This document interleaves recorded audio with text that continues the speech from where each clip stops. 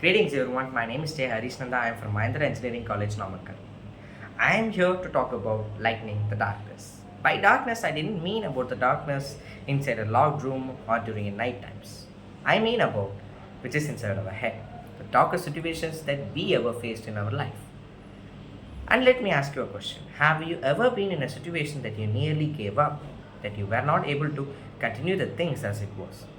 Like your dreams and your goals were slipping away from you.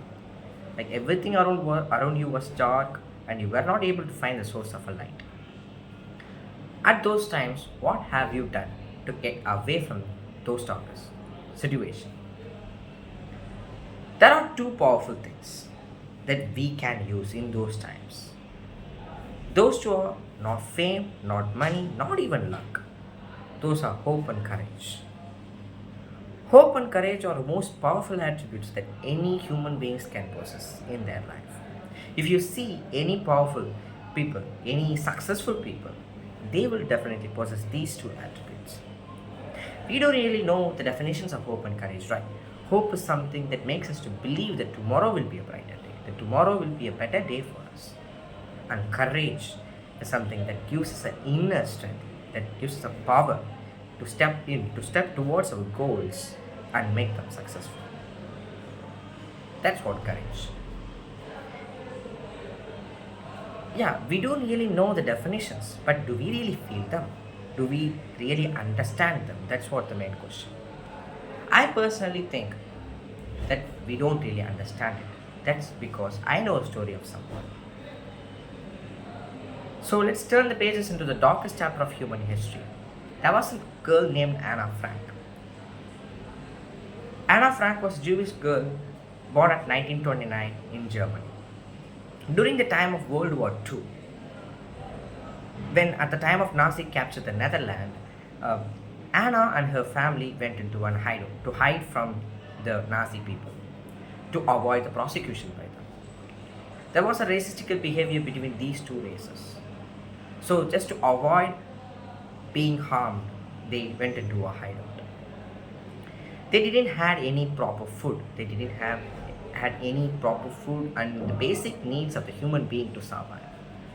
But even though whatever the terrific circumstance may be, she still believed, she still hoped that tomorrow will be a brighter day. And she had a habit of writing about her own perspectives, her own dreams and hopes toward the future.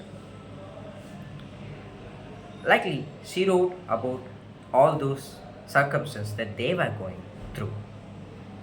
And also, she wrote that, in spite of whatever the cruel things that the people have done to her, she still believed that humans are good at heart. Can you imagine that? Can you imagine from her perspective? Because for us, it's easy to believe in someone, right? But for her, for how much she have suffered by the peoples, but she still believed that humans are good at heart. What I have learned from her story is that hope is something that arises inside us when we have literally nothing behind us to support. That's what hope. Unfortunately, she was not able to survive that war. She was killed at 1945. But her words did. Her words inspired lots and lots of people. Her words inspired me. That's why I'm talking about her in front of you. And also the courage that she took for someone so young was much enormous. And to understand about courage, I would like to use the quote of William Feldman. He said, if you want to swim across the horizon of the river, you have you must have to lose the sight of the shore.